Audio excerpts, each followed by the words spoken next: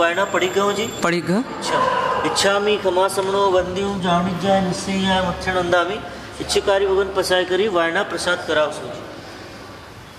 नमो अरिहंताणं नमो सिद्धाणं नमो आयर्याणं नमो उपचायाणं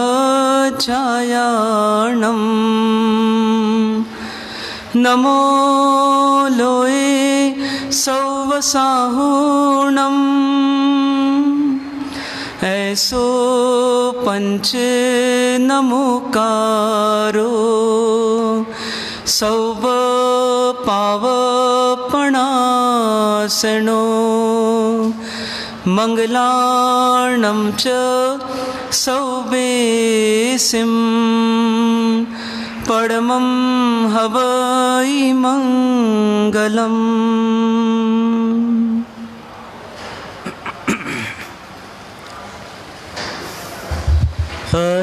हरिहंतों को नमस्कार, सिर सिद्धों को नमस्कार, आचार्यों को नमस्कार, उपाध्यायों को नमस्कार, जग में जितने साधु गण हैं, जग में जितने साधु गण हैं, मैं सबको वंदू बार बार। अरिहंतों को नमस्कार, सिर सिद्धों को नमस्कार, ऋषभ अजित संभव अभिनंदन हो,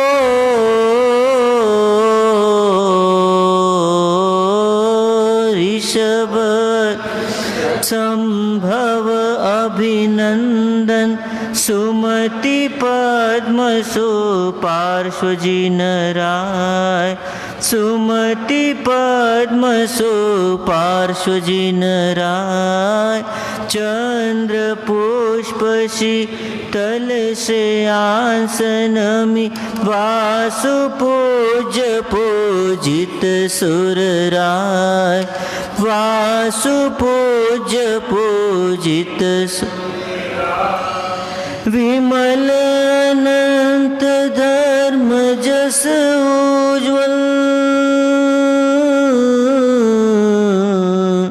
विमल अनंत धर्म जस उज्ज्वल, शांति कुंतु अरमलि मनाय, मुनि सुव्रत नमि नेमि पार्श्व प्रभु वर्धमान पद पुष्प चढ़ाय, वर्धमान पद पुष्प चढ़ाय, चौबीसों के चरण कमल में,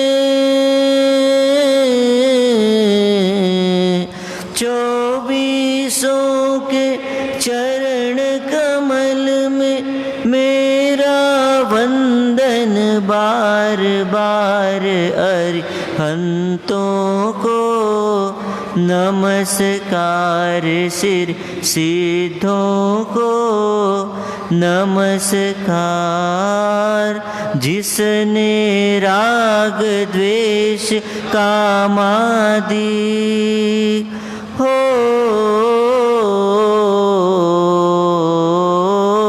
जिसने राग द्वेष कामादि जीते सब जग जान लिया, जीते सब जग सब जीवों को मोक्ष मार्ग का निष्प्रिय हो उपदेश दिया, निष्प्रिय हो उपदेश दिया। बुद्ध वीर जिन हरिहर ब्रह्मा, बुद्ध वीर जिन हरिहर ब्रह्मा, या जिनेन्द्र या हो अवतार, सबके चरण कमल में मेरा वंदन होवे बार बार। अरहंतों को नमस्कार, सिर सिद्धों को नमस्कार, आचार्यों को नमस्कार, उपाध्यायों को नमस्कार। जग में जितने साधु गण हैं, जग में जितने साधु गण हैं, मैं सबको वंदूं बार बार। अरिहंतों को नमस्कार, सिद्धों को नमस्कार।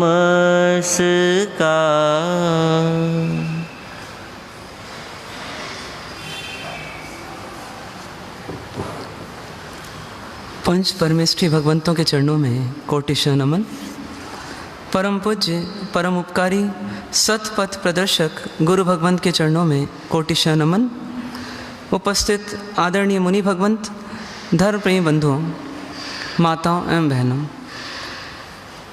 चातुर्मास काल में स्वाध्याय और सत्संग के माध्यम से आप हम सब अपने जीवन जीने की कला समझने का प्रयास कर रहे हैं, जिससे हम एक ऐसे जीवन को प्राप्त कर सकें जिस जीवन में खुशियाँ ही खुशियाँ हों, दुख का नाम ना हो। हम एक ऐसे जीवन को प्राप्त कर सकें जिसमें समस्याएं तो बाहर से हो, लेकिन हर समस्या का समाधान अंदर मौजूद हो। हम एक ऐसी परिस्थिति को प्राप्त कर सकें जिसमें बाहर भली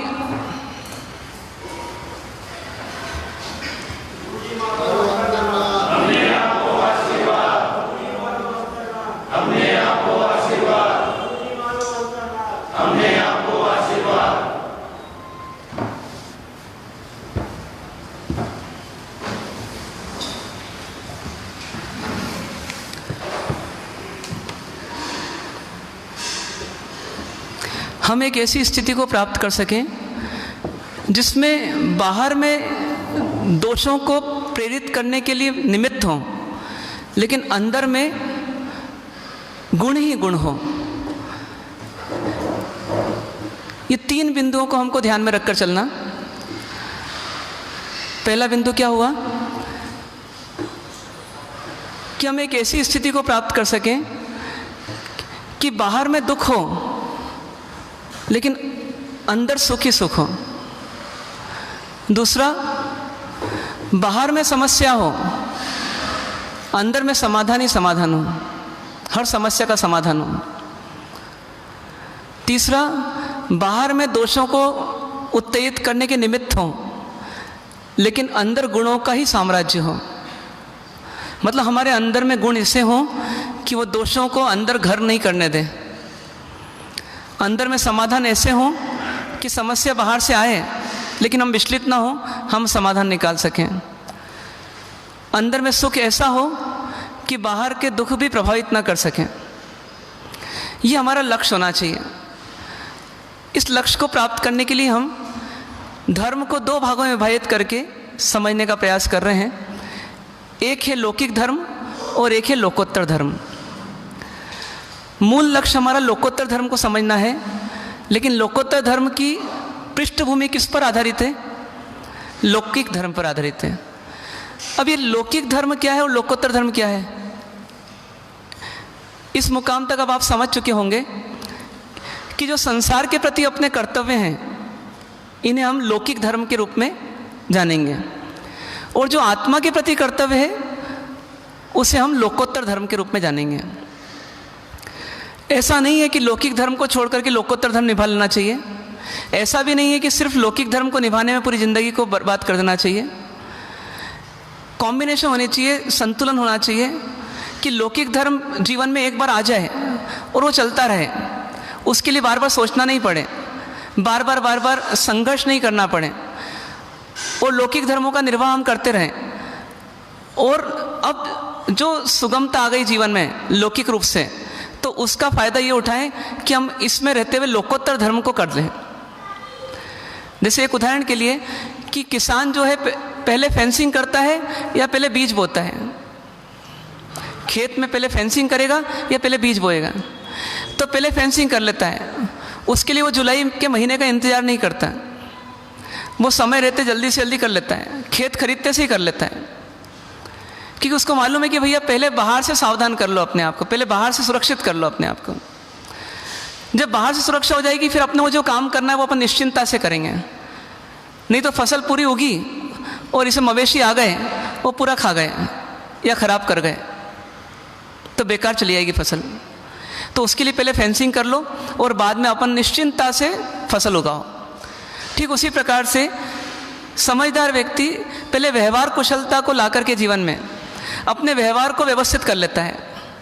दूसरों के प्रति अपने व्यवहार को किस संजीदगी से करना, किस संतुलन से करना, क्या अपनी सीमा है, क्या अपनी मर्यादा है, कैसे अपने को बोलना, कैसे अपने को चलना, कैसे अपने को हंसना, यहाँ तक कि कैसे अपने को रोना, कैसे अपने को सोचना, कैसे खाना, कैसे लेटना, कैसे बैठना, कैसे खड़े होना, कैसे बातें करना, ये सब विषय जो हैं फार्मूले बना करके अंदर में इस प्रकार डल जाएं कि बस जैसे ही ज़रूरत पड़े वो फार्मूला काम आ जाए।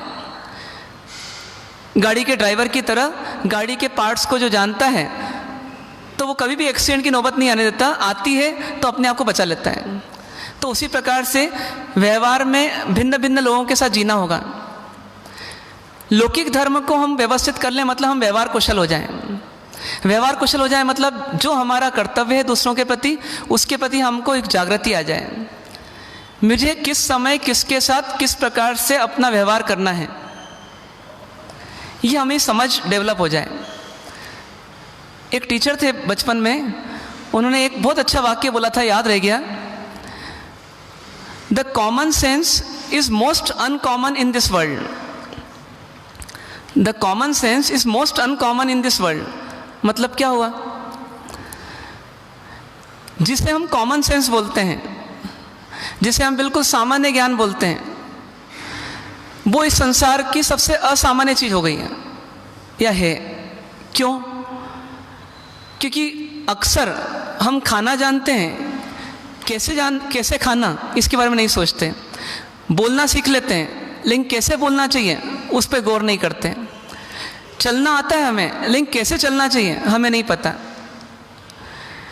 बैठना चाहिए लेकिन कैसे बैठना चाहिए हमने उस पर महत्व नहीं दिया। मतलब हमारे जीवन की कुछ आदतें हम 2 साल 3 साल 5 साल की उम्र में सीख गए और उसके बाद हमने सोचा कि बस ये सीख गए हम, अब काम हो गया, अब इसमें कोई चेंज नहीं करना है, इसके आधार पे जीते रहना है। लेकिन हम समझ ही नहीं पाए कि समाज के क्या नियम हैं, क्या कायदे हैं। सामाजिक जीवन जीते हुए, पारिवारिक जीवन जीते हुए, व्यावसायिक जीवन जीते हुए, राष्ट्रीय जीवन जीते हुए, नागरिक जीवन जीते हुए हमारे क्या कर्तव्य हैं, कैसे हमें अपने खाने पीने, सोने, बैठने, उठने, बात करने, इन सब क्रियाओं को करना चाहिए, ये कैसे करना चाहिए इस पर गौर ही नहीं किया। और इसीलिए अक्सर संघर्ष हो जाते हैं। कभी कभी पिताजी बड़े प्रेम से बुलाते हैं बेटे को कि बेटा आज मुझे तुझसे कोई बात करना है। उसने जवाब ही नहीं दिया। प्रेम से बोला कि मुझे तुझसे बात करनी है, जवाब ही नहीं दिया। अब जवाब क्यों नहीं दिया? उसके मन में गलती नहीं थी, उसके मन में कोई गलत बात नहीं थी, लेकिन उसने सोचा जवाब क्या देना, ये 5 मिनट का काम है, ये करके चले जाते हैं। अब वो 5 मिनट के बाद वो पहुंचा, तब तक पिताजी का चेहरा बदल चुका था। क्यों बदल चुका था? क्योंकि 5 मिनट में उनकी गलतफहमियां कहीं की कहीं पहुंच चुकी थी। आजकल के लड़के सुनते नहीं हैं, है ना, बहुत घमंड हो गया है इसको, है ना, एक हाँ नहीं कर पा रहा ये, मेरे से बात करने का इसके पास 5 मिनट समय नहीं है। अब उसके पास सब कुछ है, लेकिन उसकी अभिव्यक्ति वैसी नहीं है, एक्सप्रेशन वैसा नहीं है। क्यों? क्योंकि उसने उसको महत्व नहीं दिया। गुरुवंदन भाष्य में जब पढ़ते हैं तो एक नियम आता है कि यदि गुरु ने आवाज़ दी और शिष्य पास के कमरे में है तो पहले तो वहीं से बोलता है जी आता हूँ, और फौरन सब काम छोड़ करके पहले उनको अटेंड कर लेता है। तो ये छोटे छोटे नियम वहाँ भी बताए गए हैं। ऐसा नहीं कि लोकोत्तर धर्म के लिए आवश्यक नहीं पड़ेंगे। जो व्यक्ति लौकिक धर्म माता पिता के प्रति अपनाता है वही आगे जाकर के गुरुजनों के प्रति अपना सकता है। इसलिए कहते हैं ना, पहली पाठशाला कौन है? तो परिवार है। क्यों? क्योंकि वहाँ हमको सीखना लौकिक धर्म है, पर लौकिक धर्म व्यर्थ नहीं जाएगा, वो लौकिक धर्म ही बाद में लोकोत्तर धर्म की पृष्ठभूमि बनेगी। इसलिए इसको उचित महत्व देना। तो कल हमने 2 बिंदुओं पर चर्चा की थी। पहली, कैसे बैठना, क्या हम वैसे बैठे हैं? क्या हम वैसे बैठे हैं? याद कीजिए, कुछ लोग बैठे हैं, कुछ अभी नहीं बैठे हैं, है ना। कैसे बैठना? सिटिंग मैनर्स में एक बार आ जाइए, है ना। कैसे रहेंगे हम? खुद सुखासन है या नहीं है, चेक कर लीजिए। स्ट्रेट बैठे हैं या झुक कर बैठे हैं? कमर, पीठ, गर्दन बिल्कुल सीधी हो जाए। उसके बाद हाथ इस प्रकार से या इस प्रकार से या इस प्रकार से ना रहें। पूरी अटेंटिविटी हमारी यहीं पर रहे।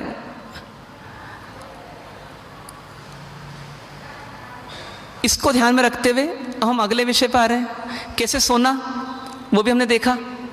तो पुरुषों को छत की ओर मुंह करके सोना या बाई करवट में सोना, बहनों को या तो उल्टा सोना और या फिर बाई करवट में सोना।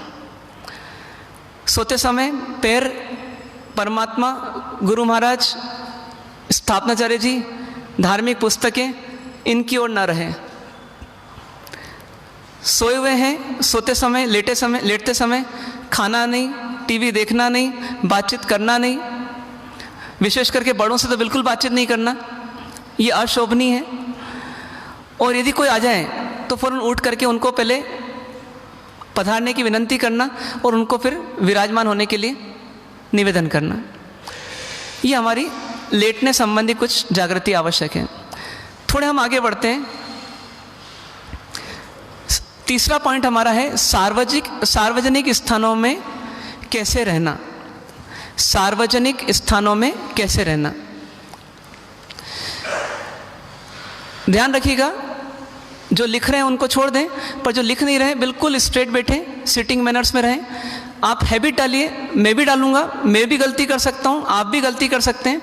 एक दूसरे को याद दिलाना हमारी आवश्यकता है, क्योंकि आदत बदलना है। तो थर्ड पॉइंट है सार्वजनिक स्थानों पर कैसे रहना। ये इसलिए आवश्यक है कि हमको कभी प्रवचन में जाना होता है, कभी हमें किसी मीटिंग में जाना होता है, कभी किसी शादी पार्टी आदि में जाना होता है, कभी bus stand, railway station, airport जाना होता है, कभी हॉस्पिटल, कभी होटल, अनेक प्रकार के जहाँ पर समूह हो ऐसे स्थान पर हमको जाना पड़ता है। लेकिन वहाँ कैसे जीना, कैसे रहना, इसको हम थोड़ा ध्यान रखें। मैं उदाहरण प्रवचन स्थल का दूंगा, लेकिन उसको आप घटित हर जगह कर लीजिए। सबसे पहले हमारा प्रवेश हो रहा है, कल्पना कीजिए जूते चप्पल अपने स्थान पर हमने रखे हैं, आनंद फानंद लेट हो गए कहीं भी उतार दो, ऐसा नहीं। एक व्यक्ति भी गलत उतारता है, फिर दूसरा व्यक्ति और गलती करता है, तीसरी और गलती करता है, धीरे धीरे पूरी ऐसी जमावड़ा हो जाता है वहाँ पर कि मानो कोई व्यक्ति, सभ्य लोग नहीं आए हैं, शायद कोई भी आ गए हैं, बस भीड़ आ गई बस। तो ऐसा ना हो, वहीं से हमारी प्रोसेस स्टार्ट हो गई। दूसरा, आपका या तो मोबाइल घर पर छूटे या साइलेंट मोड में जाए, और या फिर प्रवेश करने के पहले आपका मोबाइल बंद हो जाए। ये आपकी जागृति है। यदि यहाँ एक भी मोबाइल बजता है तो समझ जाइए वो 200 लोगों के ध्यान को भंग करता है। और उसमें अपना कहीं ना कहीं कर्म बंधन भी होता है। उस कर्म बंधन का कारण हमारा आशय गलत है ऐसा नहीं है, आशय तो सही है, हमारा इंटेंशन तो सही है, लेकिन हमारी हैबिट गलत है। तो कर्म बंधन दो कारणों से होता है, आशय की अशुद्धि से तो होता ही है, लेकिन हमारी अजागृति या प्रमाद से भी होता है। कहा गया कि चींटी देख करके मुनिराज जा रहे हैं और चींटी फिर भी मर गई तो हिंसा का दोष नहीं है, लेकिन चींटी देख करके नहीं जा रहे हैं, इधर उधर देख के जा रहे हैं और उसमें चींटी नहीं भी मरी तो भी चींटी की हिंसा का पाप है। तो कारण क्या? कारण क्या? कारण प्रमाद, आपकी जागृति नहीं है। तो ये ध्यान रखिए कि यदि आप यहाँ आते हैं, सभा में आते हैं, किसी भी गोष्ठी में जाते हैं, आप आवश्यकता अनुसार अपने मोबाइल को स्थिति मोड बदल दीजिए, उसका जो भी मोड आवश्यक है उस समय वो कर लीजिए, पर सभा को डिस्टर्बेंस ना हो, ये जागृति आपका लौकिक धर्म है। फिर उसके बाद कोशिश करें कि हम समय से 5 मिनट पहले पहुंचें। क्यों? क्योंकि यदि हम बाद में आते हैं तो हमारे कारण से जितने लोगों को डिस्टर्बेंस होता है, वक्ता से लेकर श्रोता तक, तो उसके लिए भी दोषी हम हो जाते हैं। तो हम कर्म बंधन करने नहीं आए थे, लेकिन कर्म बंधन कर लेते हैं। तो कोशिश करिए कि अपन 5 मिनट पहले पहुंच जाएं। और ऐसे भी नियम क्या है हमारे समाज का, हमारी परंपराओं का, कि गुरु महाराज से विनंती करने जाते हैं पहले तो, कि महाराज साहब आप हमें कुछ बोध दीजिए, प्रतिबोध दीजिए, और उनके उपास्य में जाकर के उनको लेकर आते हैं और लाने के बाद उनको विराजमान करके उनको वंदन करके प्रवचन स्टार्ट होता है। वायना करने के लिए उनसे निवेदन करते हैं, इसलिए वायना संदिसाओं वायना पढ़ी गऊँ और इच्छकारी भगवान पसाए करी वायना पसात कराओ जी। मतलब वाचना, वायना मतलब वाचना, वाचना मतलब उद्बोधन, प्रवचन, उसकी हम पर कृपा कीजिए। कितना सुंदर परंपरा, कितनी सुंदर व्यवस्था हमारी बनाई गई। तो इस परंपरा का निर्वाह करना चाहिए हमारे को। उसके लिए सबसे पहला नियम तो हमको ये करना पड़ेगा कि हम पहले पहुँचें। गुरु महाराज के बाद में पहुँचना, ये गुरु महाराज की तो आशतना है, परमात्मा की भी आशतना है, परमात्मा के ज्ञान की भी आशतना है। कभी आपने देखा पिक्चर हॉल में पिक्चर शुरू होने के बाद कभी 50 लोग आ रहे हैं, कभी 100 लोग आ रहे हैं, ऐसा होता है। कोई आधी पिक्चर के बाद आ रहा है। तो यहाँ क्यों? हमारे मन में जागृति आनी चाहिए। ऐसे भी हम आधे में आते हैं तो जो आधा मिलता है वो भी आधा बेकार जाता है। कई बार हम विषय को पूरी तरह समझ नहीं पाते हैं। तो इसलिए हमारी कोशिश क्या होनी चाहिए? 5 मिनट पहले पहुँचें। इसके साथ ही फिर हमारा प्रवेश एकदम मौन पूर्वक होना चाहिए। मतलब जैसे ही हम प्रवेश करते हैं तो पति पत्नी से बोल रहा है कि बिट्टू को तू रख ले या बिट्टू को आप रख लो, ये सब यहाँ नहीं है ना। जो भी करना है प्रवचन हॉल में घुसने के पहले, अब तो क्या है, अब बिल्कुल मौन हमारी एक आवश्यकता है। फिर उसके बाद 2 चीज़ें रहती है, एक रो रहती है, एक कॉलम रहता है। हम जब बैठे तो हमारी नज़र आजू बाजू में भी जाना चाहिए, हमारी नज़र सामने आगे भी जाना चाहिए। यदि हमारे आगे वाले जिस तरीके से बैठे हैं लाइन में, उससे हम लाइन तोड़ते हैं तो कहीं ना कहीं क्या होता है, फिर सब आगे आने वाले सब डिस्टर्ब हो जाते हैं। और ऐसी कैसी जिस रो में हम बैठे हैं उस रो के अनुसार नहीं बैठते हैं, थोड़ा आगे पीछे बैठते हैं तो रो डिस्टर्ब हो जाती है। तो ये हमारी सभ्यता होगी कि हम कैसे बैठें, तो हम रो और कॉलम इन दोनों को ध्यान में रख करके हम अपने आप को बिठाएं।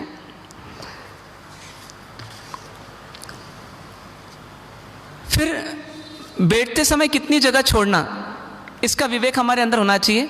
जैसी आवश्यकता हो, जैसे आज की आवश्यकता अभी कोरोना की ये है कि आप मार्ग स्थान पर बैठे हैं तो लगभग 3 फीट की या 4 फीट की दूरी पे बैठे हैं, तो अभी उस हिसाब से आप बैठ रहे हैं। हो सकता है कभी 2 फीट की आवश्यकता रहेगी, कभी हो सकता है हॉल छोटा है तो आपको सट के भी बैठना पड़ेगा, और कभी हॉल बहुत बड़ा है तो आपको दूर दूर भी बैठना होगा। लेकिन आपको अपनी व्यवस्था का विवेक स्वयं होना चाहिए कि अभी आवश्यकता कैसी है ना। इसके लिए बार बार उद्घोषक महोदय को ये नहीं कहना पड़े कि कृपया आगे आइए, जल्दी जल्दी आगे आइए, पीछे लोग काफ़ी बैठे हुए हैं, खड़े हुए हैं, तो ये कहने की नौबत नहीं पड़े। हम पहले से ही ऐसे बैठें। जैसे अभी ये 2 जगह खाली पड़ी है ना, अब ये जगह हमेशा के लिए खाली रहेगी 9 बजे तक के लिए। तो ये क्यों? क्योंकि व्यवस्था संस्थापक की भी गड़बड़ है और व्यवस्था का उपयोग करने वाले की भी गड़बड़ हो जाती है। तो इन चीज़ों को हमको ध्यान रखना।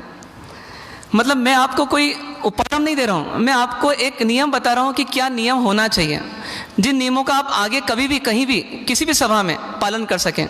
और ये लौकिक धर्म होगा हमारा। यदि हम एक व्यक्ति को भी प्रवचन सभा में आने से वंचित कर रहे हैं, हमने जगह ज़्यादा छोड़ दी, तो समझिए हमने उसको अंतराय दी। फिर उसके बाद यदि हमारा प्रवेश देर से हो रहा है तो हम आगे बैठने का साहस न करें। हम जो स्थिति है उस स्थिति के अनुरूप अपने आप को समायोजित कर लें। यदि किसी विशेष परिस्थिति में हमको आगे आना ही पड़ा तो हम भीड़ को चीरते हुए ना आए। हम किधर से आएंगे? हम साइड से आए ना, हम साइड से आए, ये ध्यान रखें। मतलब कम से कम लोगों को डिस्टर्बेंस हो और हम पहुंच जाएं जहां पहुंचना है। हो सकता है आसन छोड़कर गए और बाहर किसी 1 मिनट के काम से गए थे, लेकिन 10 मिनट लग गए, अब आसन वहीं पड़ा है, आना तो वहीं पड़ेगा, लेकिन ऐसे आए आगे कि जिससे कि कम से कम लोगों को डिस्टर्ब हो और अपन अपनी जगह पर पहुंच जाएं।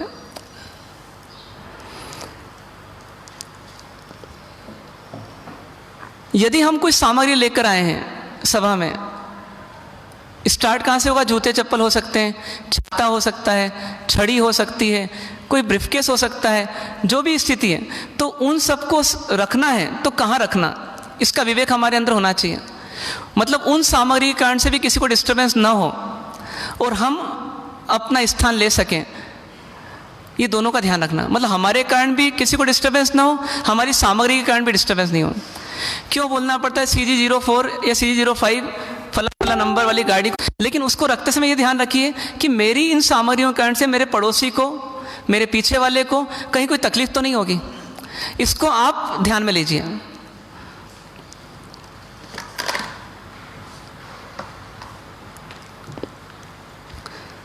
यदि कुर्सी का उपयोग करना पड़ा तो जैसे कल बात आई थी कि जहाँ कुर्सी है वहीं पर बैठने का प्रयास करें, फिर भी कुर्सी को इधर उधर ले जाना पड़े तो अपन ध्यान रखें कि कुर्सी जब हम ले गए हैं तो हमारा काम होने के बाद वापस कुर्सी को वहीं रख दें जहाँ से हमने उठाई थी।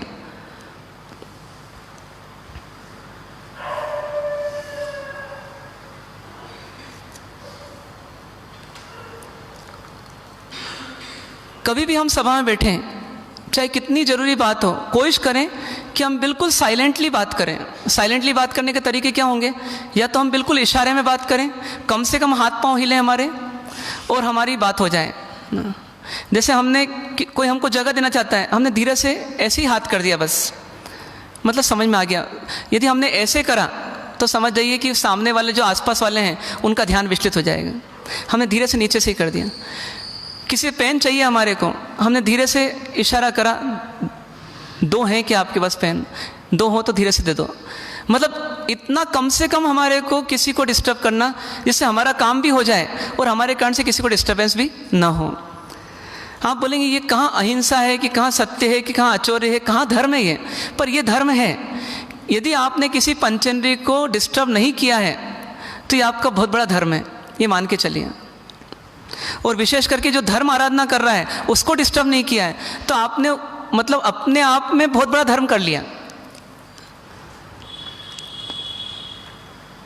कभी भी जैसे निकलना पड़े, जैसे मान लीजिए मैं प्रवचन दे रहा हूँ और इन भाई को इधर आगे से निकलना पड़े तो कैसे निकलेंगे ना?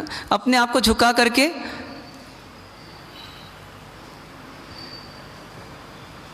इस प्रकार से निकलेंगे जिससे कि मेरी जो आई कांटेक्ट है आप लोगों से वो भंग भी नहीं हो और इनका काम हो जाए, और ना आप लोगों का आई कांटेक्ट भंग हो।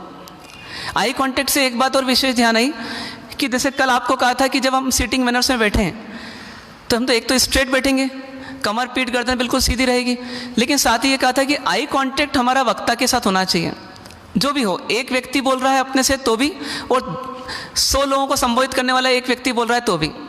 लेकिन लेडीज़ के लिए विशेष ये होना चाहिए कि लेडीज़ को लगातार आई कांटेक्ट नहीं करना चाहिए, उस समय उनको आई कांटेक्ट बीच बीच में ब्रेक कर लेना चाहिए, चाहे वो कोई व्यक्ति हो, चाहे वो साधु भगवंत हो। और इसी प्रकार साधु भगवंत हो तो हमारे को भी कंटिन्यूसली आई कांटेक्ट नहीं रखते हुए बीच बीच में आई कांटेक्ट ब्रेक करना चाहिए।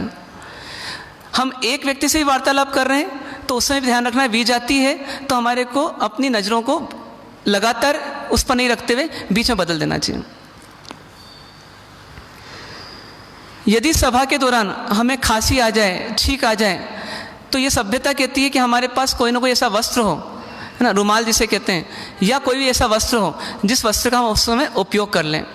ऐसा ना हो कि हमारी लापरवाही किसी के मन में क्रोध को पैदा करे और किसी के कार्य को डिस्टर्ब कर दें। तो इसलिए हम धीमी आवाज़ में जितना हो सके और साथ में रुमाल आदि का उपयोग करते हुए हम खांसने का या छींकने का काम करें या जमाई लेने का काम करें। ऐसे होना ये चाहिए कि जब हम श्रोता की सीट पर बैठे हैं तो जमाई हमारे को नहीं आनी चाहिए। उसके लिए तरीका क्या होगा कि हम विश्राम करके आ सकें, विश्राम करके आएँ, और दूसरा हम कुछ न कुछ अपने आप को उस कार्यक्रम में, उस विषय में अपने आप को डुबाएं। जब हमारी रुचि उसमें पैदा हो जाएगी तो हमको उबासी भी नहीं आएगी, ना बार बार घड़ी देखना पड़ेगी। यदि श्रोता उबासी लेता है या बार बार घड़ी देखता है तो वक्ता को कहीं ना कहीं व्यवधान आता है। तो इसलिए श्रोता की कोशिश ये होनी चाहिए, मैं घड़ी नहीं देखूं, घड़ी अब देखना है तो वक्ता को देखना है। और दूसरा, जमाई आदि नहीं लूँ मैं उस समय। यदि बहुत मजबूरी आ गई है तो एक अलग बात है, वो तो अपने आप आएगी, पर मैं अपनी रुचि को विषय में लगाने का प्रयास कर सकता हूँ बस। बाकी तो जो शारीरिक क्रिया है वो होगी, लेकिन मेरा काम इतना है कि मैं अपने अंदर की रुचि को पलटने न दूँ।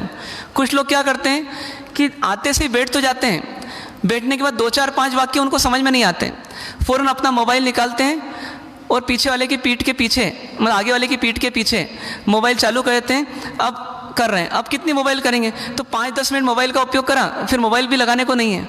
अब ना तो विषय समझ में आ सकता है क्योंकि विषय बहुत दूर चला गया, और ना अब मोबाइल का काम है। अब क्या करेंगे, तो बैठे बैठे या तो इधर ताकाझाकी होगी और या फिर उबासी लेंगे। तो ये सब नहीं होगा यदि आप विषय से जुड़ने का प्रयास करेंगे। और जैसे एक एपिसोड होता है, मतलब एक सीरियल होता है, तो सीरियल में क्या होता है कि पिछले सोमवार को रात को 9 बजे जो आपने सीरियल देखा, तो अगले सोमवार को उसी समय आपको फिर अगला एपिसोड उसका देखना है, मतलब उसमें लिंक रहती है। तो ठीक उसी प्रकार से प्रवचनों में भी लिंक रहती है, स्वाध्यायों में भी लिंक रहती है। अपन ने कल यदि कैसे बैठना देखा है तो आज सभा में कैसे रहना ये देख रहे हैं, तो ये लिंक्ड है। तो यदि हमने कुछ सुना, कुछ नहीं सुना, थोड़ा नहीं सुना, लेट आए, जल्दी चले गए, तो इसमें हमारी न तो विषय की निरंतरता आती है, न हमारे जीवन में कोई परिवर्तन विशेष आ पाता है। तो इसलिए हमको कोशिश करना है कि हम विषय जुड़े रहें, तो न तो उबासी आएगी और न ताकाझाकी करना पड़ेगी।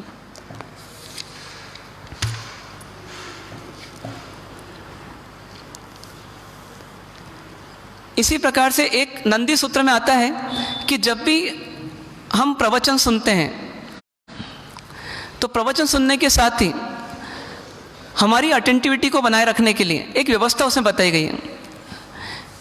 व्यवस्था ये है कि आप जब कोई प्रवचन सुनते हैं तो या तो मुंह से हुंकारा करें। ये प्राचीन परंपरा थी, अब आज धीरे धीरे कम होती जा रही है, पर ये हुंकारा करने की एक हैबिट थी, इससे हमको समझ में आया या नहीं आया ये क्लियर होता है। चलिए, आज के समाज की व्यवस्था के हिसाब से शायद वो संभव ना भी हो पूरी तरह से, कोई बात नहीं, लेकिन कम से कम हमारे चेहरे के हाव भाव, हमारी शरीर भाषा, बॉडी लैंग्वेज, उससे पता पड़ना चाहिए कि आप समझ रहे हो या नहीं समझ रहे हो। कभी कभी वक्ता उसी बात को रिपीट करता है जब वो देखता है कि श्रोता के चेहरे पे ये भाव आ रहा है कि मुझे समझ में नहीं आया। उसने बोला कुछ नहीं श्रोता ने, लेकिन उसके चेहरे से पता पड़ा कि कुछ जिज्ञासा है इसकी, तो जिज्ञासा है तो इसको वापस रिपीट करना है। और इसका उल्टा, जब श्रोता को वो चीज़ समझ में आ गई तो वक्ता हो सकता है उसको समझाने के लिए उसका डिटेल कर रहा हो, लेकिन उसको लगा कि समझ में आ गया है तो फ़ौरन क्या करता है, वो उस बात के अगले बात पर आ जाता है, तो समय का बचाव भी हो जाता है, सदुपयोग भी हो जाता है। तो इस प्रकार से हमें ध्यान रखना कि हमारा हाव भाव, हमारी शरीर भाषा कैसी होनी चाहिए, तो जैसी एक श्रोता की हो सकती वैसी होनी चाहिए।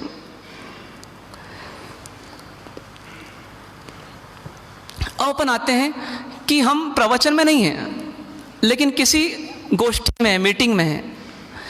मान लीजिए कि ट्रस्ट की मीटिंग है या आम सभा है या हो सकता है आपकी व्यावसायिक सभा है कोई, जो भी स्थिति है, तो उस स्थिति में कभी कभी हमारी ऐसी आवश्यकता हो जाती है या ऐसी नौबत आ जाती है हमारे समाज में या अन्य समाजों में भी कि कभी कभी अच्छे उद्देश्य से, सेवा करने के उद्देश्य से, समाज हित के उद्देश्य से जो लोग जुड़ते हैं वही आपस में संघर्ष कर बैठते हैं और विनोद जो है विवाद में बदल जाता है।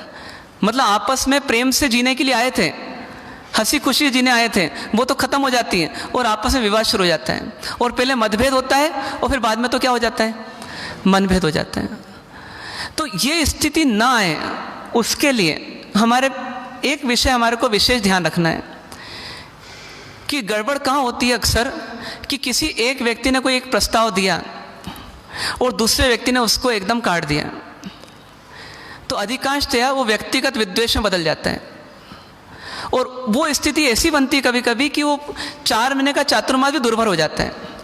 चातुर्मास के पूर्व की मीटिंग में गड़बड़ हुई, उस व्यक्ति का आना बंद हो गया, अब तुम जानो तुम्हारा काम जाने। अब उसको नहीं आने वाले को उन लोगों से तो कोई मतलब है ही नहीं, लेकिन अब प्रवचन, स्वाध्याय, सत्संग, प्रतिक्रमण आदि किसी से मतलब नहीं है क्योंकि उसके अंदर तो गिठान बन गई और हो सकता है कई सालों तक चलेगी और हो सकता है ज़िंदगी भर चले। तो ये स्थिति ना आए। आप अपना विरोध जाहिर करें, लेकिन कैसे करें उस विषय को लेकर के एक छोटा सा ये समझ लें कि एक प्रस्तुति है, उस प्रस्तुति को आप समझने का प्रयास करें कि कभी हमको विरोध करना तो कैसे करना। तो बोलते हैं कि आप इस प्रकार अपनी बात को रखें कि सभा की गरिमा बनी रहे, सभा की गरिमा बनी रहे, संस्था का हित हो और जिन शासन की शोभा बढ़े।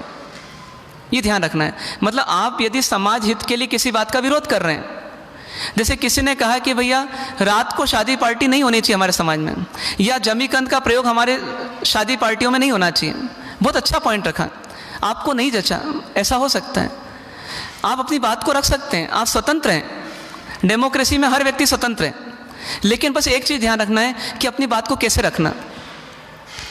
तो एक उदाहरण दे रहा हूँ मैं, हो सकता है आपका उदाहरण कुछ और हो, पर मैं शब्दों का कुछ इस प्रकार से एक उदाहरण दे रहा हूँ कि आप ऐसे बात को रख सकते हैं। तो जिस व्यक्ति को विरोध करना था उसने कैसे कहा कि माननीय महोदय श्रीमान, मान लीजिए जैन साहब, उनको साहब लगा दिया, श्रीमान जैन साहब ने एक सुंदर प्रस्ताव रखा है, सामने वाले ने प्रस्ताव रखा कि शादी पार्टियों में हमारे जमीकंद का उपयोग नहीं होना चाहिए। तो माननीय महोदय श्रीमान फला फला जी जैन साहब ने एक सुंदर प्रस्ताव रखा है और अमुक अपेक्षा से, अमुक दृष्टिकोण से उनका कथन अति उपयोगी है, मतलब उनका कथन बिल्कुल उचित है, उनका कहना बिल्कुल उचित है। मैं उनकी संस्था के प्रति निष्ठा की अनुमोदना करता हूँ, मैं उनकी संस्था के प्रति, समाज के प्रति जो निष्ठा है, समर्पण है, उसका मैं अनुमोदन करता हूँ। परंतु अब इतना सब कहने के बाद मैं अपनी बात को रख रहा हूँ, इसके पहले मैं रख देता तो शायद सामने वाले को वो बात समझने की रुचि तो कम होती, लेकिन उसको लगता सबसे पहली चीज़ ये मुझ पर अटैक कर रहा है, मेरी बात को काट रहा है।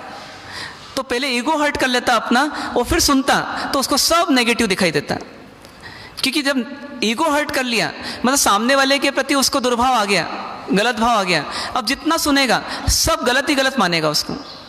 लेकिन उसने इतना अच्छा कह दिया, अब क्या बोलता है, परंतु वर्तमान में मुझे ऐसा प्रतीत होता है कि अमुक दृष्टिकोण से, अब दूसरे दृष्टिकोण से हमें कार्य करना उचित होगा, है ना। अब वो अपनी बात को पूरा रख दें, जैसे भी रखना चाहता है, जो जो दलील देना दे दें, लेकिन आखिरी में फिर क्या बोल दें, फिर भी मैं अपनी बात को थोपना नहीं चाहता हूँ, मैं अपनी बात को थोपना नहीं चाहता हूँ। आप सभी सुज्ञ हैं, आप सभी सुज्ञ हैं मतलब समझदार हैं। यदि आप सभी की सहमति हो तो इसे स्वीकार कीजिएगा। मैंने अपना काम पूरा कर दिया, अब काम हो रहा है मेरे मन मुताबिक कि नहीं हो रहा है, मुझे उससे कोई मतलब नहीं, मैं दोनों स्थिति में समाज के साथ हूँ। बताइए ऐसा होना चाहिए नहीं होना चाहिए, है ना। पहले सामने वाले की अच्छाई को रख दिया, फिर बीच में अपनी बात को रख दिया, उसके लिए अपनी दलील भी दे दी, जो लॉजिक्स देने थे दे दिए, और आखिरी में अपनी बात को जोर दे के नहीं रखा, लाइट में रखा और मानसिकता रखी कि मान भी सकते हैं सामने वाले और नहीं मान सकते हैं, मैं दोनों के लिए तैयार रहूँ।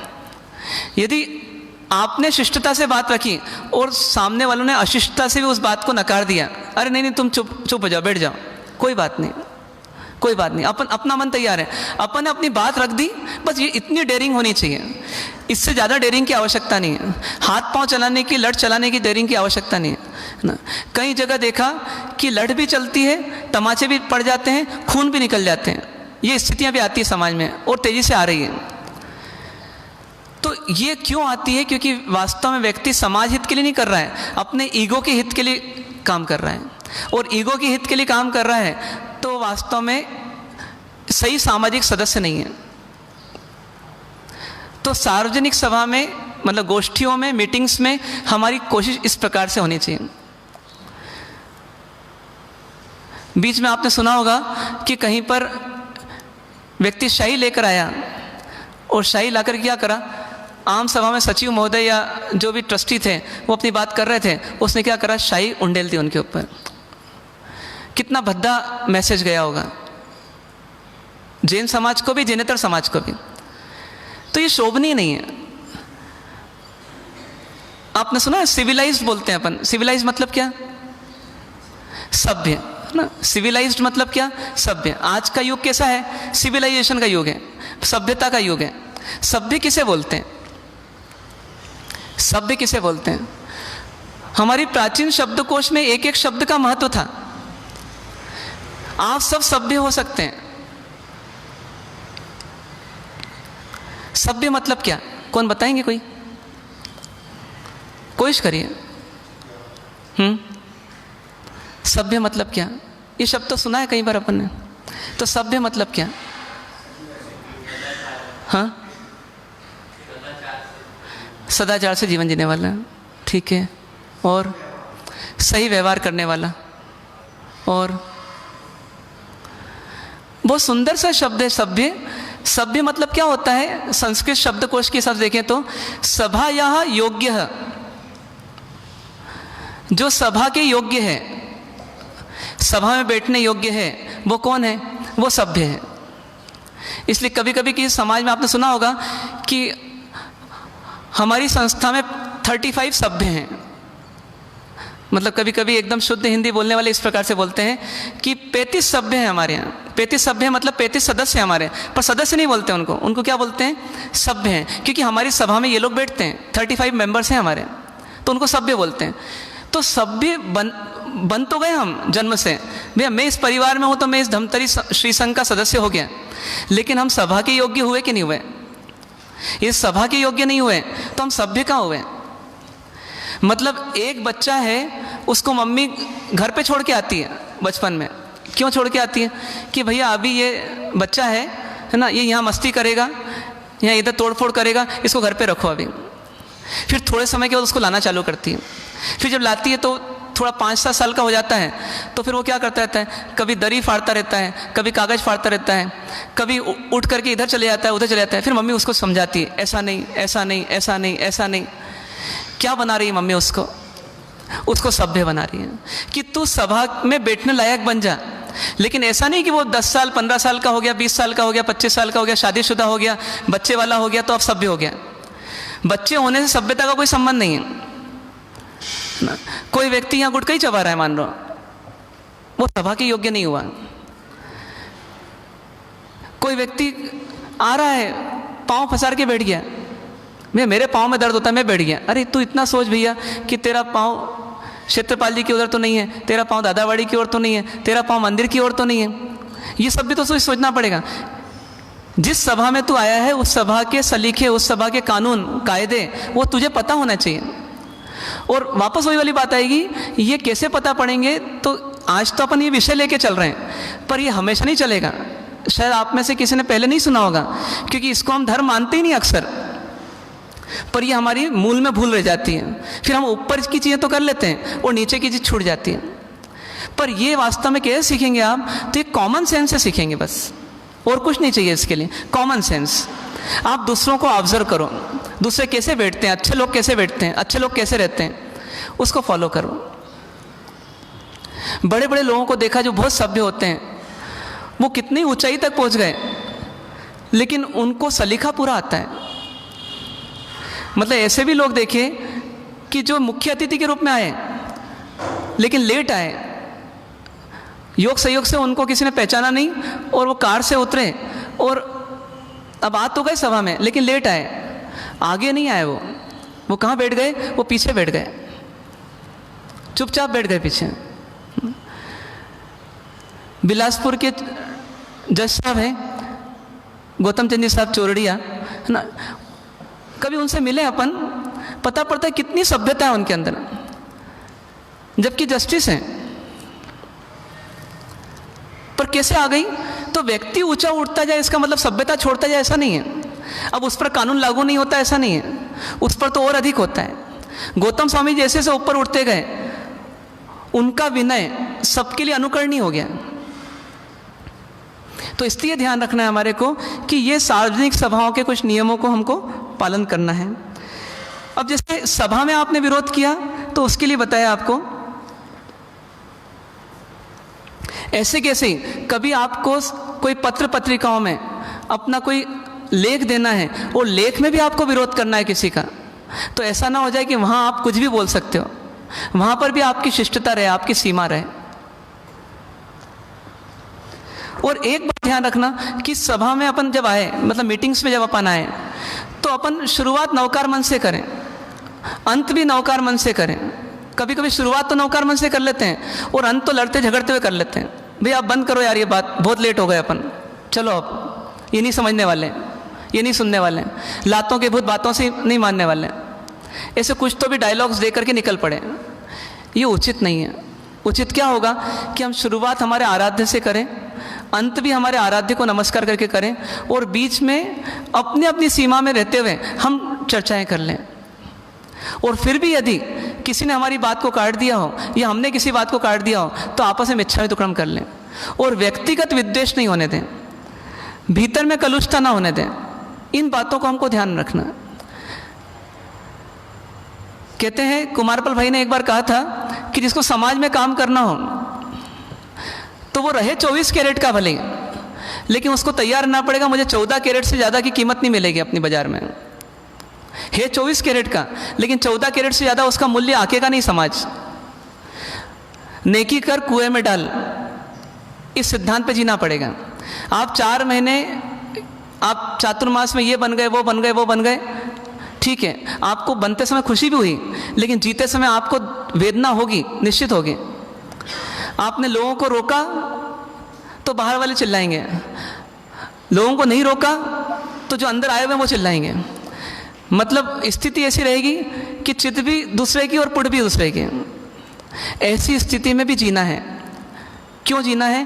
क्योंकि यही तो साधना हमको करने का हमारे परमात्मा ने बताया है। हमने प्रवचन बहुत सुन लिए, अब हम दूसरों के लिए उपयोगी बन जाएं, उसके लिए हम सामाजिक सेवा में आए हैं। तो हमको तैयार होना पड़ेगा कि भैया मुझे 2 लाभ लेना है। एक तो मुझे आराधना करने का लाभ लेना है, दूसरा आराधना कराने का लाभ लेना है, सेवा करने का लाभ लेना है। और सेवा करते हुए जब कोई मेरे मन को दुखाने का प्रयत्न करे तो उस समय मेरे को कर्म बंधन नहीं करना, बल्कि मुझे उस समय शांति से रह करके अपने कर्मों की निर्जरा करना है। जो व्यक्ति योग्य होता है निर्जरा के, उसी को सेवा आदि का मौका मिलता है वास्तव में। तो मुझे कर्म ने, किस्मत ने योग्य पाया होगा, तो इसलिए आज मुझे ये पद मिला है सेवा करने के लिए, और ये सेवा करते हुए पुण्य कमाने का। लेकिन इस पुण्य कमाने में मेरे को जो अड़चन आएगी उसमें मैं शांत नहीं रहूँगा तो पुण्य की बजाय पाप कमा लूँगा, और शांत रह गया तो मैं डबल पुण्य कमा लूँगा। तो मुझे क्या करना? मुझे दोहरा लाभ लेना। मुझे आराधना करना भी है और कराना भी है।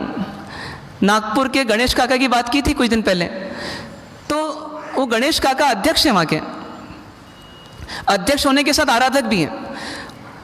पूरे 4 महीने उन्होंने बताया था आपको कि एकाशना किया, 68 दिवसीय एकाशना शुरू किया था, और बाद में उस एकाशना को कंटिन्यू कर लिया, वो आज तक जारी है। पहली चीज़। दूसरी चीज़, प्रतिक्रमण रोज किया। तीसरी चीज़, स्वाध्याय रोज किया, सुबह 6 से 7 भी किया, और पौने 9 से 10 भी किया प्रवचन, और दोपहर में भी स्वाध्याय किया। रोज 12 बजे, 1 बजे, 2 बजे के पहले घर नहीं गए। प्रवचन का समय छोड़ करके सेवा काम किया, भैया प्रवचन हॉल की क्या व्यवस्था करना है, तो भोजनशाला की क्या व्यवस्था करना है, वो सब की। और कभी चेहरे पे शिकन नहीं आई। कभी योग सहयोग से वो आएंगे यहाँ पर तो आप परिचय कराएंगे आपको, लेकिन वो व्यक्तित्व बहुत नाटे कद के हैं, लेकिन नाटे कद के होकर के भी काम बहुत ऊंचा किया। नहीं तो व्यक्ति के पास सबसे पहला बहाना क्या होगा, महाराज साहब क्या करूं, भोजनशाला में सेवा दे रहा हूं, महाराज साहब क्या करूं, मैं तो वहाँ जूते चप्पल की व्यवस्था देख रहा हूं। अरे भैया जूते चप्पल की व्यवस्था देखते हो, प्रवचन सुन सकते ही नहीं सुन सकते? सुन सकते हैं।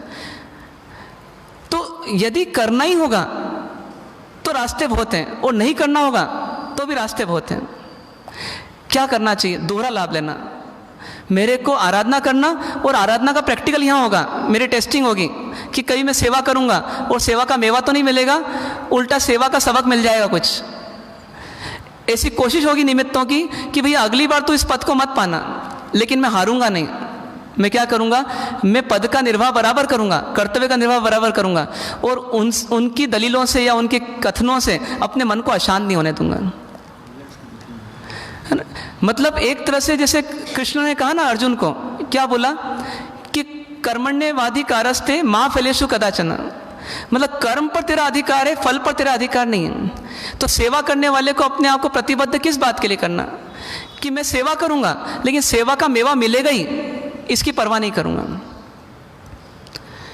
बालाघाट में बहुत अच्छा हुआ था, चातुर्मास समाप्त हुआ। आज जो कार्यकारिणी थी उनके बहुमान का दिन था। अध्यक्ष महोदय को बुलाया गया और साथ में कहा गया कि सभी कार्यकारिणी के सदस्य आइए। अध्यक्ष महोदय ने उद्घोषक को कहा कि 1 मिनट मुझे माइक चाहिए। लोगों ने सोचा होगा देखो अभी माइक चाहिए इसको, लेकिन उसने आकर के क्या बोला कि मैं चाहता हूं कि जिस मित्र ने सबसे ज़्यादा सेवा दी और आज तक वो पर्दे के पीछे रहा, मैं चाहता हूं कि आज हम सबकी ओर से उसका बहुमान हो जाए। और एक गुमनाम सा व्यक्ति जो था, जिसने 4 महीने पूरी मेहनत की थी, उसको सामने ला करके खड़ा कर दिया और उसका बहुमान करवा दिया। बोले हमारा बहुमान हो गया। तो ये भी एक सोच है।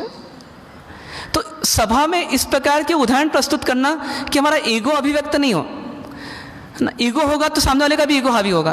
अपना ईगो नहीं रखेंगे, सामने वाला भी ईगो गला देगा, और सभा में एक आपस में प्रेम रहेगा। तो सार्वजनिक सभाओं में या प्रवचनों में या चातुर्मासों में या शादी पार्टियों में इन नियमों का हमको पालन करना। कभी आपको सभा में कुछ बोलना है, आपकी इच्छा हो रही है, नहीं रोक पा रहे अपने आप को, आप निवेदन कर दो, लेकिन हक मत दिखाओ, अधिकार मत जताओ। कभी कभी ऐसा भी होता है कि आज प्रवेश था, वो प्रवेश में मुझे स्तवन गाना था और स्तवन का मुझे मौका नहीं मिला। मैंने एक बार बोला, महाराज साहब को ही बोल दिया, फिर किसी को ही बोल दिया, कोई प्रभावशाली को ही बोल दिया, लेकिन मेरा काम नहीं हुआ।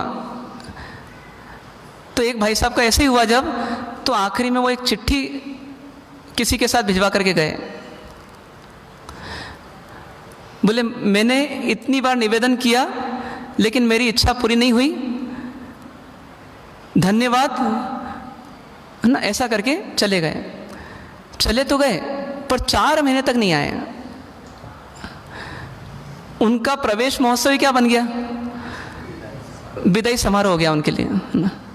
नुकसान किसका हुआ? खुद का हुआ। मतलब आपके भीतर में भावों में ये नहीं था कि मुझे मेरे गुरु महाराज की अगवानी की खुशी में अपने समर्पण को व्यक्त करना है। मेरे मन में तो ये था कि मैंने जो गीत बनाया है उसको मैं प्रस्तुत करूं और लोगों की ताली बजवाऊं, और वो मौका मुझे नहीं मिला, तो सब गड़बड़ हो गई। कितनी बड़ी गड़बड़। देखिए, बुरे काम करने वाला तो अपने आप को बुरा बहुत आसानी से मान लेता है। ये अच्छे निमित्तों में आकर के, अच्छे स्थानों में आकर के कहाँ हमारे मन में बुराई रहती है, उसको कोई दूसरा पहचान नहीं सकता। मैं पाठ पे बैठ करके क्या गलत भाव कर रहा हूँ ये मैं ही पहचान सकता हूँ, आप नहीं पहचान सकते। आपने तिलक लगाया, मंदिर में प्रवेश किया, लेकिन मंदिर में आपके भाव कितने सुधरे हुए हैं और कितने बिगड़े हुए हैं ये आप ही टेस्ट कर सकते हैं, दूसरा टेस्ट नहीं कर सकता। क्या करना? अपना चौकीदार स्वयं बनना। अपना चौकीदार स्वयं बनना। मैं अपनी चौकीदारी करूं, मैं कहाँ गलती कर रहा हूं, चौकन्ना हो जाऊं। मैं स्वयं को बोलता रहूं जागता रहे, गलती नहीं होनी चाहिए। क्यों? क्योंकि अधर्म के स्थानों में किया गया पाप तो क्षम्य है, धर्म के स्थान में किया गया पाप अक्षम्य है। तो मुझे इतना द्रोही नहीं बनना, परमात्मा का द्रोही, गुरुओं का द्रोही, धर्म का द्रोही, कि मैं धर्म स्थान पर आकर के अपने ईगो को सेटिस्फाई करता रहूं। इसलिए जो भी करूं बड़े अनासक्ति के भाव से करूं। मुझे कुछ लेना नहीं है, मुझे कुछ मिलना नहीं है, लेकिन मैं अपनी सेवा दे रहा हूं, इस भाव से करूं। कभी प्रभावना की कतार लगती है, कभी प्रवचन हॉल में घुसने की कतार लगती है, कभी प्रवचन के पश्चात वंदन करने की कतार लगती है। ध्यान रखिए, वंदन न करें चलेगा, प्रभावना न लें चलेगा, लेकिन आप शॉर्टकट्स मत लगाइए, कतार को तोड़ने का प्रयास मत कीजिए। ये आपकी सभ्यता होगी। भले आप वंदन दूर से कर लीजिए, कोई दिक्कत नहीं है, चरण स्पर्श नहीं करेंगे चलेगा, मासक से नहीं डलाएंगे चलेगा, लेकिन आप करें सभ्यता के साथ, ऐसा नेचर डेवलप कीजिए। मैं वास्तव में ये नहीं बोल रहा हूँ कि आज ध्यान रख लीजिए इस चीज़ का, आप ऐसा नेचर डेवलप कर लीजिए। आपको लगना चाहिए ये सही है। बताइए, वंदन करना जरूरी इतना है कतार तोड़ करके भी, कि दूर से वंदन करना उचित होगा? क्या सही होगा बताइए, आपका मन क्या बोलता है ना? दूर से वंदन करना ज़्यादा अच्छा होगा यदि जल्दी है तो ना? ऐसे भी लोग हैं जो पीछे बैठते थे प्रवचन में, पीछे से प्रवचन सुनते थे और दीक्षा ले ली और आचार्य बन गए, और जो आगे बैठ करके प्रवचन सुनते थे वो वहीं के वहीं रह गए। तो ये आगे आना और पीछे रहने में आप आगे पीछे नहीं होने वाले, इसमें हार जीत नहीं होने वाली, इसका हिसाब किताब मत करिए। आप ये देखिए सभ्यता क्या बोलती है, शिष्टता क्या बोलती है, मैनर्स क्या बोलते हैं, एटिकेट्स क्या बोलते हैं, बस मुझे उसका पालन करना है। हो सकता है ऐसा। ये सिर्फ बात आप लोगों के लिए नहीं है, हम लोगों के लिए भी है, हम लोगों के लिए भी है। तो हमेशा हमको हो या आप हो, ध्यान सबको रखना होगा। आज पूजा ही है, पूजा में या तो एक ही व्यक्ति गीत गाता है, दूसरा व्यक्ति कसमसत रहता है। होना क्या चाहिए, सबको चांस मिले ना, ये हमारी सभ्यता बोलेगी। पूजा में गाना, लेकिन इतने जोर से नहीं गाना कि किसी और को डिस्टर्ब हो, ये हमारी सभ्यता बोलेगी। प्रवचन देना, इतने जोर से नहीं बोलना कि हमारी सभ्यता डिस्टर्ब हो। किसी से बात करना, इतनी जोर से नहीं करना कि दूसरा कोई पढ़ रहा है उसको डिस्टर्ब हो। मतलब हमेशा ध्यान रखना है, मतलब हमेशा ध्यान रखना है कि मेरा कोई भी व्यवहार दूसरे को परेशानी पैदा करे, ये मेरा अधर्म है। सीधी सीधी बात, दूसरे को विघ्न दे, दूसरे को परेशान करे, ये मेरा अधर्म है। तो इसलिए आज हमने सिर्फ इन्हीं बिंदुओं को जाना है कि हम सार्वजनिक सभाओं में कैसे रहें। एक 2 मिनट के लिए आंख बंद करके आज के चिंतन को दोहराने का प्रयास करें, अपने भीतर में कुछ संकल्प करने का प्रयास करें कि मैं किन किन नियमों का पालन करूं, जिससे कि मैं एक सभ्य समाज का सभ्य सदस्य बन सकूं।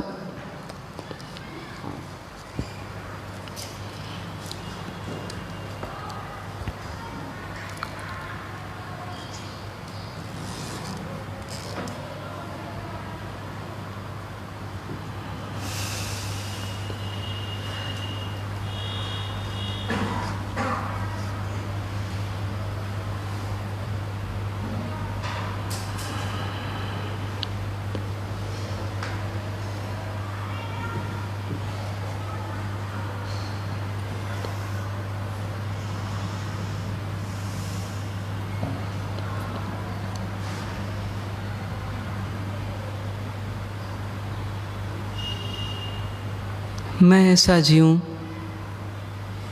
कि मेरे कारण दूसरा परेशान न हो।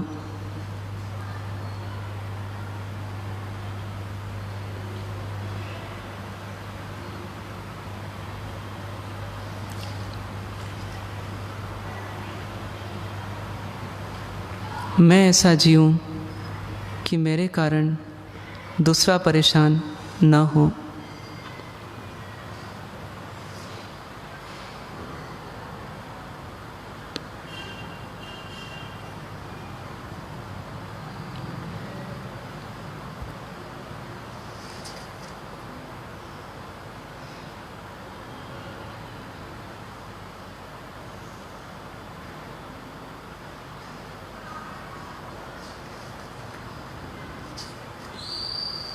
सभायाः योग्यः इति सभ्यः। सभा के जो योग्य होता है वही सभ्य कहलाता है। मैं सभा के योग्य बनूं।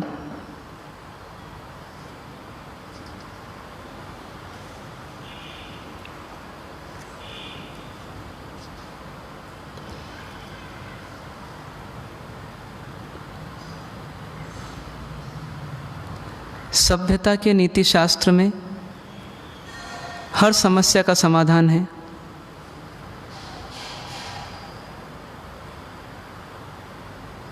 मैं पक्ष में हूँ या विपक्ष में, मैं लेट आया हूँ या मैं समय पर आया हूँ, मैं शारीरिक रूप से लाचार हूँ या स्वस्थ हूँ, मैं वक्ता हूँ या श्रोता हूँ, मैं गायक हूँ या भाषण देने वाला हूँ, मैं उद्घोषक हूँ कि मैं अध्यक्ष हूँ, मैं सचिव हूँ कि मैं श्रोता हूँ, मैं स्त्री हूँ या मैं पुरुष हूँ।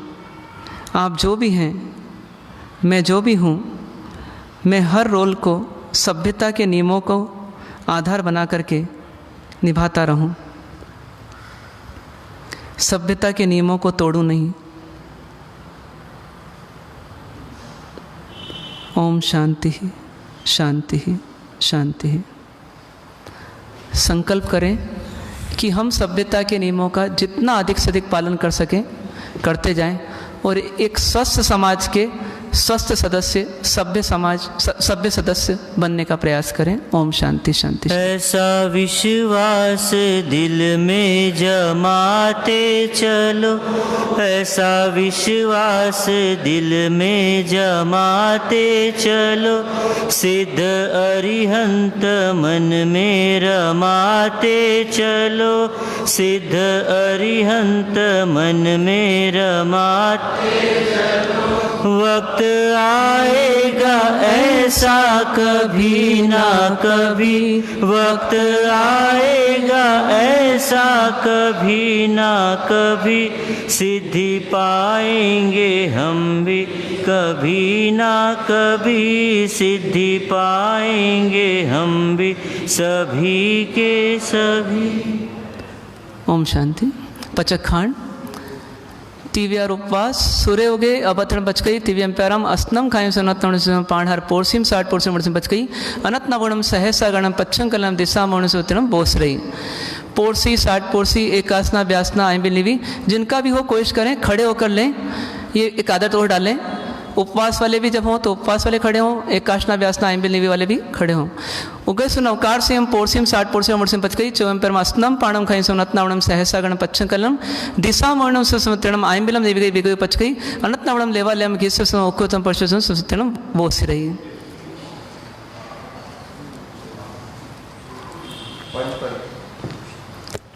पंच परमेष्टि को भावपूर्वक वंदन। बाहर से पधारे हुए अतिथियों का जैन श्वेतांबर मूर्ति पूजक संघ व चतुर्मास व्यवस्था समिति हार्दिक स्वागत अभिनंदन करती है। बाहर से पधारे हुए अतिथियों के भोजन की व्यवस्था कुंदन भवन में रखी गई है, कृपया पधार कर अनुग्रहित करें। रात्रि में 8 से 9 बजे तक युवाओं के लिए विशेष स्वाध्याय रखा गया है। पालकगण से निवेदन है कृपया युवा वर्ग को विशेष तौर पर भेजें। सामूहिक गुरुवंदन।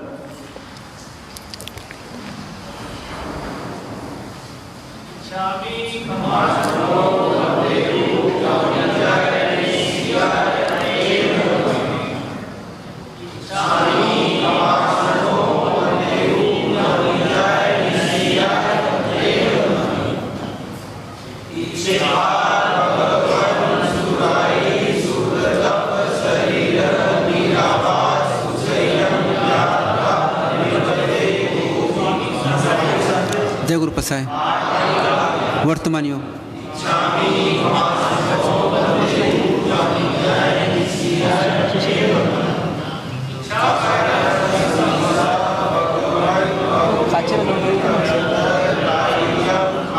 खामे।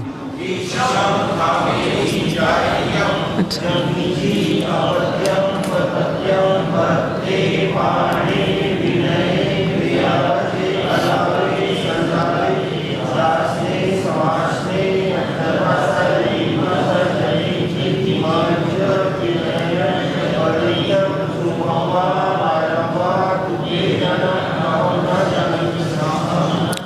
आप सबको। चत्तारि मंगलम अरिहंता मंगलम सिद्धा मंगलम साहू मंगलम केवली प्रणधम्म मंगलम। चत्तारि लोकोत्तम अरिहंता लोकोत्तम सिद्धा लोकोत्तम साहू लोकोत्तम केवली प्रणधम्म लोकोत्तम। चत्तारि शरणं पवज्जामि अरिहंते शरणं पवज्जामि सिद्धे शरणं पवज्जामि साहू शरणं पवज्जामि केवली प्रणतम धम्मं शरणं पवज्जामि। सर्वमंगल मांगल्यं सर्वकल्याण कारणं प्रधानं सर्वधर्माणां जैनं जयति शासनम्। एक बॉक्स यहाँ पर रखा है, जिनके भी जो प्रश्न हो तो इसमें 4 टाइम के स्वाध्याय के लिए 4 खाचे बना दिए हैं। जिसका भी जो प्रश्न हो अपनी स्लिप यहाँ पर दे सकते हैं, तो अगले दिन उनका प्रवचन के अंतर्गत ही जिस